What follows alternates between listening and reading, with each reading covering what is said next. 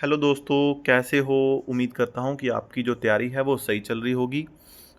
आज का जो कंसेप्ट है, हमारा प्रश्न है वो है व्हाट इज़ इन्वायरमेंट, कि इन्वायरमेंट क्या होता है। अक्सर इन्वायरमेंट और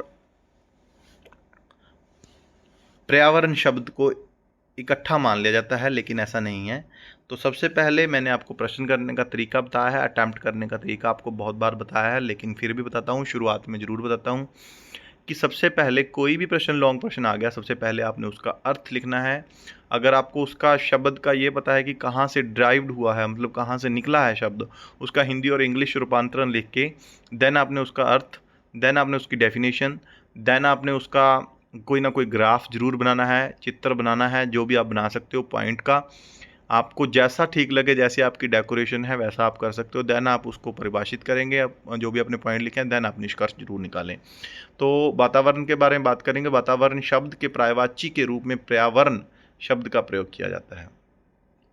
पर्यावरण शब्द दो शब्दों यानी कि परि और आवरण के मेल से बना है। परि का शाब्दिक अर्थ है चारों ओर से, और आवरण का अर्थ होता है होना, यानी कि चारों ओर से घिरे होना को हम पर्यावरण कह सकते हैं। हमारे चारों और जो भी चीज़ें, हमारा पड़ोस, हमारा समाज, हमारा जो भी हमारे समाज में आता है, वो सारा कुछ हमारा पर्यावरण यानी कि पर्यावरण होता है। रॉस के अनुसार हमें प्रभावित करने वाली बाह्य शक्ति वातावरण कहलाती है, कि हमें प्रभावित करने वाली, हमारे को जो भी चीज़ प्रभावित करती है समाज में, वो सब इन्वायरमेंट है। देन हम बात करते हैं अनुवांशिकता, वंश परंपरा, वंशानुगति, वंशानुकरण एवं वातावरण, हेरिडिटी एंड इन्वायरमेंट। वंशानुक्रम क्या होता है? एक गाय बछड़े को ही जन्म देती है तथा मुर्गी के अंडे से मुर्गी के बच्चे ही निकलते हैं। विभिन्न पक्षियों के छोटे छोटे अंडों में से कोई अनुमान भी नहीं लगा सकता आगे जाकर इनमें से कोई तोता, मैना, कोयल और कोया बन जाएगा। अपनी अपनी जाति के पक्षियों की तरह रंग, रूप, आकार, पंख, चोंच आदि ये किस प्रकार ग्रहण करते हैं, यहाँ तक कि एक ही माता पिता से उत्पन्न संतानों में भी बहुत अंतर देखने को मिलता है। इसी प्रकार की अजीब समानताओं और विशेषताओं के लिए प्राय वंशानुक्रम को उत्तरदायी ठहराया जाता है।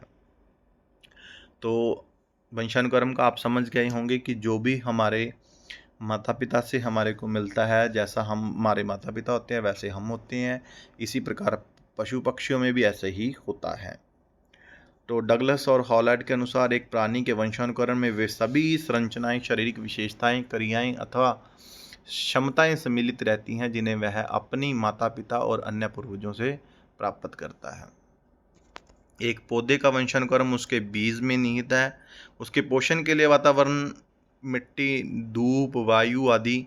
यदि हम गोभी और टमाटर के बीज आसपास बोएं तो समान पोषण और वातावरण पाकर भी वे एक से गोभी और दूसरे से टमाटर ही निकलेगा, है ना। तो ये चीज़ें हैं, ये सारी डेफिनेशंस हैं। आप डेफिनेशन का स्क्रीनशॉट ले सकते हैं।